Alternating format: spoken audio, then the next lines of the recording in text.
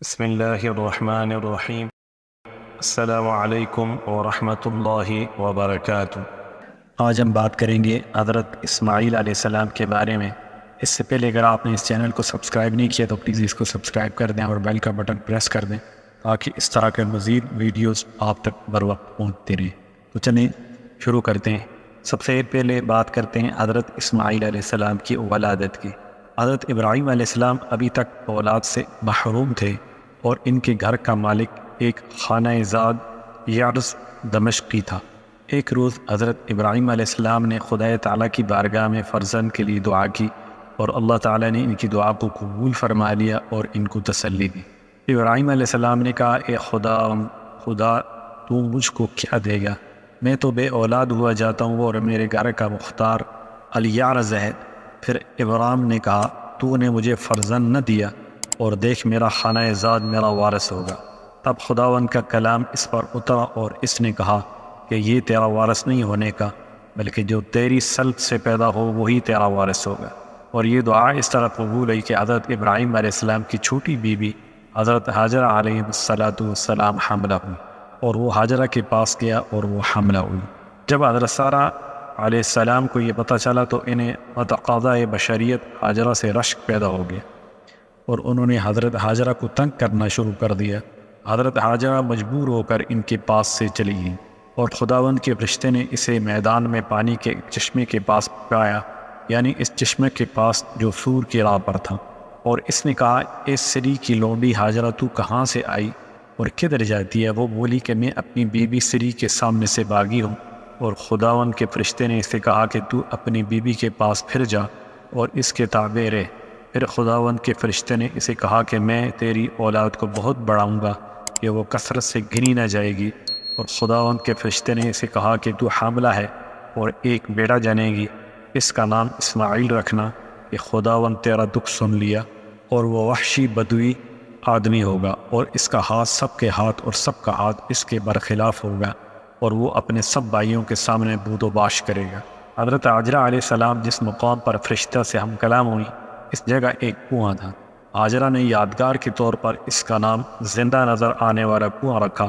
تھوڑے عرصے کے بعد حاجرہ علیہ السلام کا بیٹا پیدا ہوا اور فرشتہ کی بشارت کے مطابق اس کا نام اسماعیل رکھا۔ اور حاجرہ علیہ السلام ابراہیم کے لیے بیٹا جنی اور ابراہیم نے اپنے اس بیٹے کا نام جو حاجرہ جنی اسماعیل رکھا۔ اور جب ابراہیم کے لیے حاجرہ سے اسماعیل علیہ السلام پیدا ہوا تب ابراہیم 86 برس کا تھا۔ اللہ تعالیٰ نے اسماعیل علیہ السلام کے بعد ابراہیم علیہ السلام کو اسحاق علیہ السلام کی بشارت دی، مگر ابراہیم علیہ السلام نے اس بشارت پر چندہ مسرت کا اظہار نہیں کیا اور اس کی جگہ یہ دعا مانگی، اور ابراہیم نے خدا سے کہا، کاش اسماعیل تیرے حضور جیتا رہے، اور اللہ تعالیٰ نے حضرت ابراہیم علیہ السلام کی اس دعا کا یہ جواب دیا، اسماعیل علیہ السلام کے حق میں نے تیری سنی، دیکھ میں اسے برکت دوں گا اور اسے برومند کروں گا اور اس کو بہت بڑھاؤں گا اور اس کے 12 سردار ہوں گے اور میں اس کو بڑی قوم بناؤں گا۔ اسماعیل اسما اور ایل دو لفظوں سے مرکب ہے۔ عبرانی میں ایل اللہ کا مترادف ہے اور عربی کے اسما اور عبرانی کے شمع کے معنی ہے۔ چونکہ اسماعیل علیہ السلام کی ولادت کے بارے میں اللہ تعالیٰ نے حضرت ابراہیم علیہ السلام کی دعا سن لی اور حاجرہ کو فرشتہ سے بشارت دی، اس لیے ان کا یہ نام رکھا گیا۔ عبرانی میں اس کا تلفظ شمائیل ہے۔ وادی غیری ذی زرع اور حاجرہ و اسماعیل علیہ السلام کا واقعہ۔ حضرت حاجرہ علیہ السلام کے بطن سے اسماعیل کا پیدا ہو جانا حضرت سارہ علیہ السلام پر بے حد شاق گزرا۔ حضرت ابراہیم علیہ السلام کی پہلی اور بڑی بیوی، قدیم سے گھر کی مالکہ حاجرہ چھوٹی بیوی اور ان کی خدمت گزار، یہ سب باتیں تھیں جنہوں نے بشری تقاضے کے پیش نظر اسماعیل علیہ السلام کی ولادت کو حضرت سارہ علیہ السلام کے لیے سوہانِ روح بنا دیا تھا۔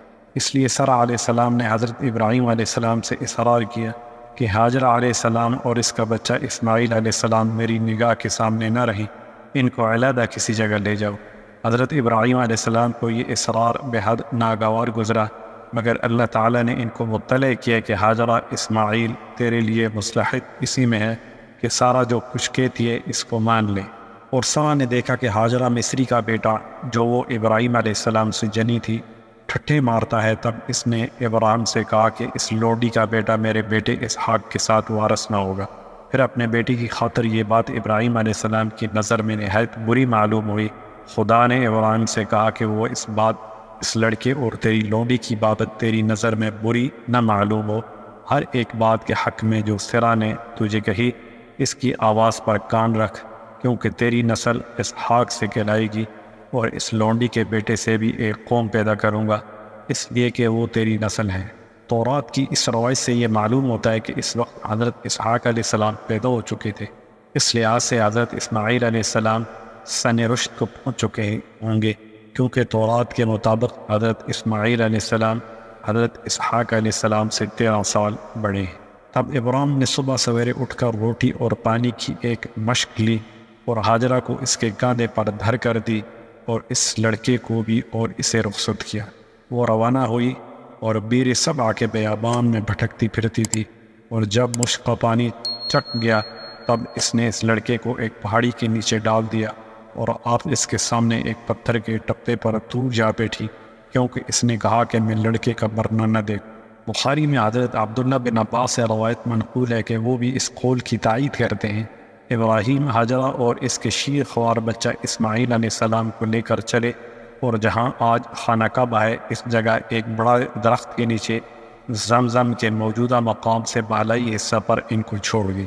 وہ جگہ ویران اور غیر آباد تھی، اور پانی کا بھی نام و نشان نہ تھا، اس لیے ابراہیم علیہ السلام نے ایک مشکیزہ پانی اور ایک تھیلی کھجور بھی ان کے پاس چھوڑ دی، اور پھر منہ پھیر کر روانہ ہو گئے۔ ہاجر علیہ السلام ان کے پیچھے پیچھے یہ کہتی ہوئی چلی، اے ابراہیم، تم ہم کو ایسی وادی میں کہاں چھوڑ کر چل دیے جہاں نہ آدمی ہے اور نہ آدم زاد، اور نہ کوئی مونس ہے اور نہ غمخوار۔ ہاجرہ برابر یہ کہتی جاتی تھی، مگر ابراہیم علیہ السلام خاموش چلے جا رہے تھے۔ آخر ہاجرہ نے دریافت کیا، کیا تیرے خدا نے تجھ کو یہ حکم دیا ہے؟ تب حضرت ابراہیم علیہ السلام نے فرمایا، ہاں، یہ خدا کے حکم سے ہے۔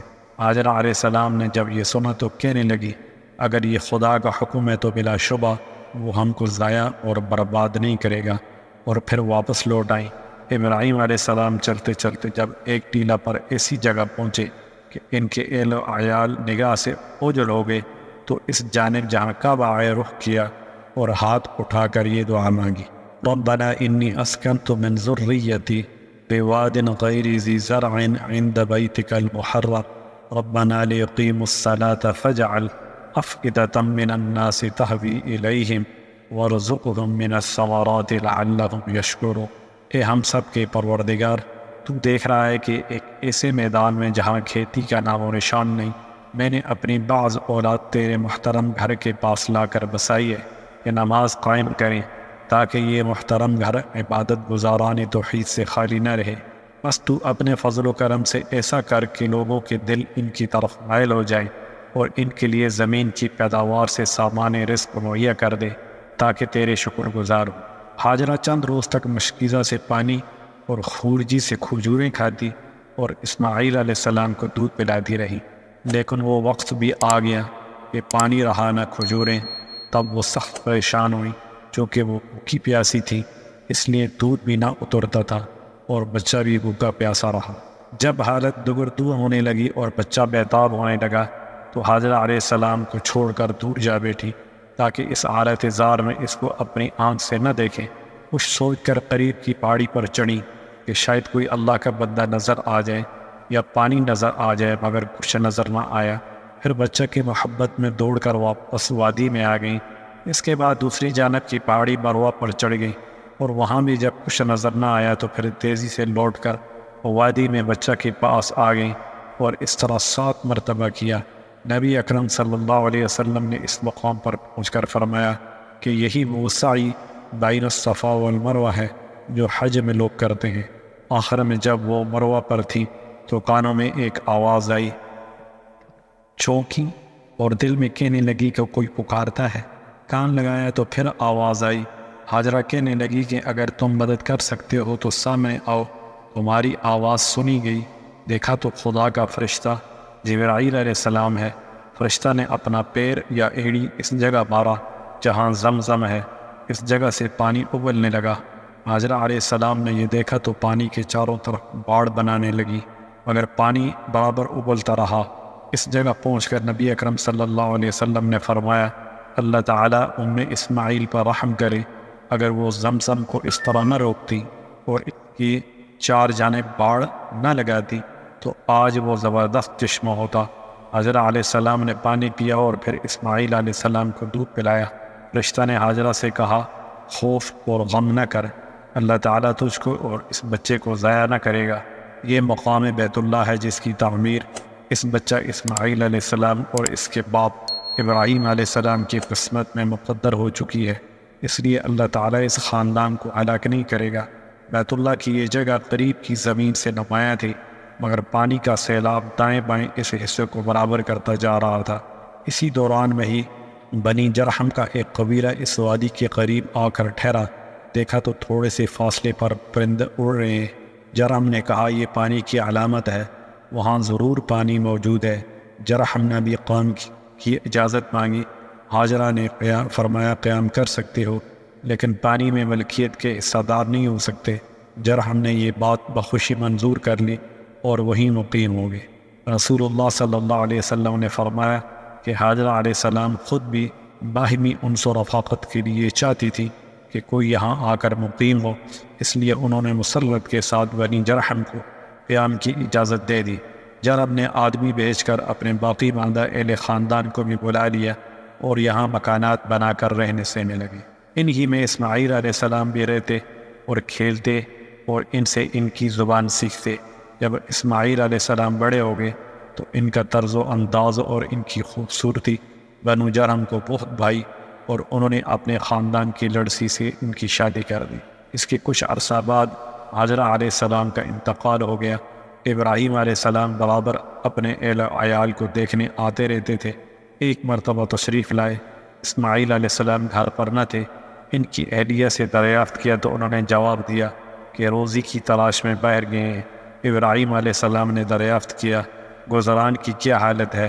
وہ کہنے لگی، سخت مصیبت و پریشانی میں ہے اور سخت دکھ و تکلیف میں۔ ابراہیم علیہ السلام نے یہ سن کر فرمایا، اسماعیل سے میرا سلام کہہ دینا اور کہنا کہ اپنا دروازے کی چوکھٹ تبدیل کر دو۔ اسماعیل علیہ السلام واپس آئے تو ابراہیم علیہ السلام کے نور نبوت کے آثار پائے۔ پوچھا کہ کوئی شخص یہاں آیا تھا؟ بی بی نے سارا قصہ سنایا اور پیغام بھی۔ اسماعیل علیہ السلام نے فرمایا کہ وہ میرے باپ ابراہیم علیہ السلام تھے اور ان کا یہ مشورہ ہے کہ میں تجھ کو طلاق دے دوں، لہٰذا میں تجھ کو جدا کرتا ہوں۔ اسماعیل علیہ السلام نے پھر دوسری شادی کر لی۔ ایک مرتبہ ابراہیم علیہ السلام پھر اسماعیل علیہ السلام کی غیبت میں آئے اور اسی طرح ان کی بی بی سے سوالات کیے۔ بی بی نے کہا، خدا کا شکر اور احسان ہے، اچھی طرح گزر رہی ہے۔ دریافت کیا، کیا کھانے کو ملتا ہے؟ اسماعیل علیہ السلام کی بیوی نے جواب دیا، گوشت۔ ابراہیم علیہ السلام نے پوچھا، اور پینے کو؟ اس نے جواب دیا، پانی۔ تب ابراہیم علیہ السلام نے دعا مانگی، اللہ تعالیٰ ان کے گوشت اور پانی میں برکت عطا فرما، اور چلتے ہوئے پیغام دے گئے کہ اپنے دروازے کی چوکھٹ کو محفوظ رکھنا۔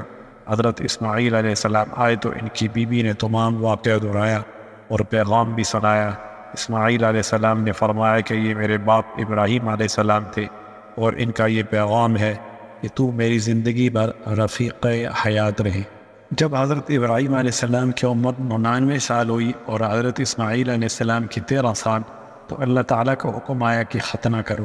ابراہیم علیہ السلام نے تعمیل حکم میں پہلے اپنی ختنہ کی اور اس کے بعد اسماعیل علیہ السلام اور تمام خانزادوں اور غلاموں کی ختنہ کریں۔ تب ابراہیم نے اپنے بیٹے اسماعیل اور سب خانہ داروں اور سب زر خریدوں کو یہاں ابراہیم کے گھر کے لوگوں میں جتنے مرد تھے سب کو لیا اور اسی روز ان کا ختنہ کیا جس طرح خدا نے ان کو فرمایا تھا۔ جس وقت ابراہیم کا ختنہ ہوا وہ 99 برس کا تھا، اور اس کے بیٹے اسماعیل علیہ السلام کا ختمہ ہوا تو وہ 13 برس کا تھا۔ یہی رسم ختنہ آج بھی ملت ابراہیمی کا شعار ہے اور سنت ابراہیمی کے نام سے مشہور ہے۔ حضرت ابراہیم علیہ السلام 3 شب مسلسل خواب دیکھتے ہیں۔ اللہ تعالیٰ فرماتا ہے کہ اے ابراہیم، تو ہماری راہ میں اپنے اکلوتے بیٹے کی قربانی دے۔ انبیاء علیہ السلام کا خواب رؤیا و صادقہ اور وحی الہی ہوتا ہے، اس لیے ابراہیم علیہ السلام رضا و تسلیم کا پیکر بن کر تیار ہو گئے کہ خدا کے حکم کی جلد سے جلد تعمیل کریں، مگر چونکہ یہ معاملہ تنہا اپنی ذات سے وابستہ نہ تھا بلکہ اس آزمائش کا دوسرا جز وہ بیٹا تھا جس کی قربانی کا حکم دیا گیا، اس لیے باپ نے بیٹے کو اپنا خواب اور خدا کا حکم سنایا۔